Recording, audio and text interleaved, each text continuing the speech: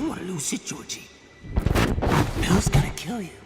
What is up, everyone? Welcome back to Let's Talk About It, the only show on the internet that lets us horror nerds be nerds and talk about our dream horror games. While I make some concept art and pitch you my version of today's horror game, if you guys enjoy the video, remember to drop a like. It does help, and pitch me your version of today's horror game in the comments down below. Scream, the American horror media franchise created by Kevin Williamson and Wes Craven, starring none other than Courtney Cox, David Arquette, and Neve Campbell. The films have grossed over $604 million, and the first ever entry of the Scream franchise was December 20th, 1996, and is currently the second highest horror slasher film, right behind Halloween's 2018. With 4 movies, an MTV show with 2 seasons, a 3-night event, and a DLC character in Dead by Daylight, Scream is a horror powerhouse, and it deserves to have its own horror game. I'm IAnthonyD, and let's talk about it. I want to play a game.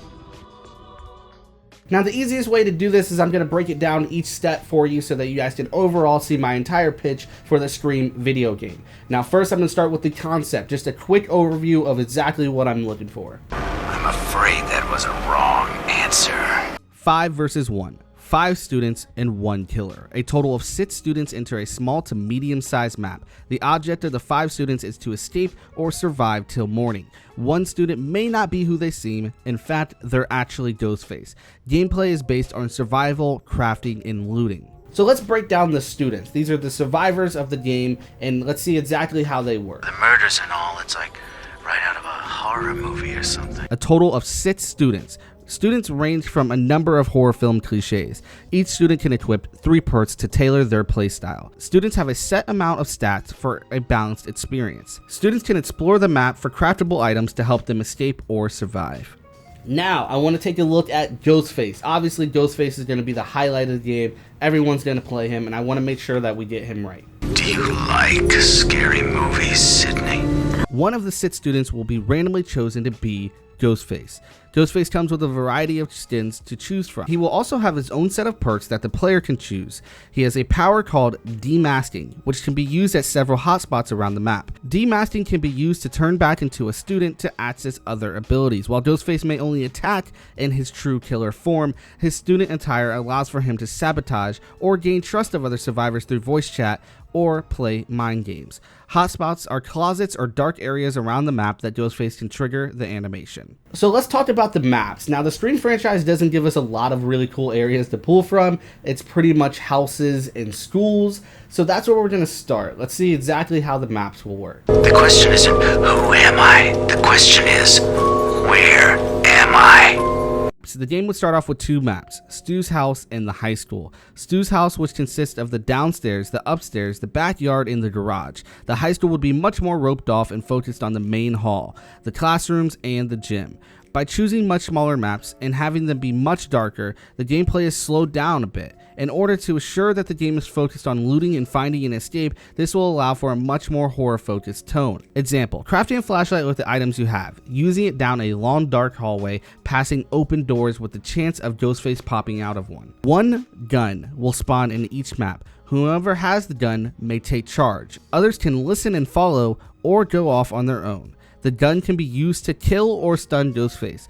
Other throwable objects can be used to stun Ghostface as well. However, the gun is very limited in ammo. 4, in fact, and finding ammo is extremely rare. Okay, so we got our Ghostface, we got our students, we got our maps and all that good stuff. Let's talk about how to escape and beat the game. If you hang up on me, you'll die just like your mother. First way, surviving the night. The game has a 25-minute timer till the sun shows up and the parents come looking for their kids. Calling the cops. Different maps will have different ways to execute. Stu's house will be repairing and protecting the power. Remember that Ghostface can demask as a student and sabotage your plans. Be careful who you trust with what items. High school. One of the students must have kept their cell phones. You have to find it. Then you must find the battery. Then navigate through the high school to reach the outside for service. Again, be careful who you let hold the phone or who follows you outside. Killing Ghostface. Killing Ghostface is extremely hard and should not be the first option. Many key events must fall into place for it all to work. 1 student must find the gun. The gun must have 3 bullets left. You must discover which student is Ghostface, either by catching Ghostface demasked or in the middle of sabotaging or by stunning him and then removing the mask for a short period of time. You must stun Ghostface before the kill can happen. Then you must remove his mask permanently and shoot him 3 times. Once the mask is removed, Ghostface will pop up and gain a 5% speed boost increase. He can also down a survivor in a single stab. Don't miss your shots. And there you have it, guys. That's a complete look of really how I want this game to be, if there ever were to be one. I wanted to add in a phone because I feel like playing mind games over the phone is classic Scream. I couldn't figure it out. There's games like Hide or Die where they implement like a phone chat.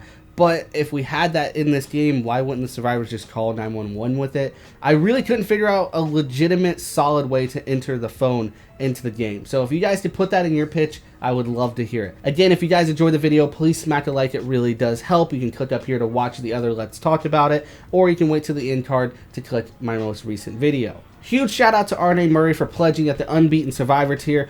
Because of awesome people like him and the rest of the VIPs, I'm able to continue creating content. If you're interested at all, click the join button to unlock awesome perks and find a tier that fits you. Don't forget to subscribe and hit the notification bell. Till then, don't do drugs, don't have sex, and oh yeah, don't die. They weren't paying any attention. They were making love while that young boy drowned. Pennywise, meet Georgie. Meet Pennywise.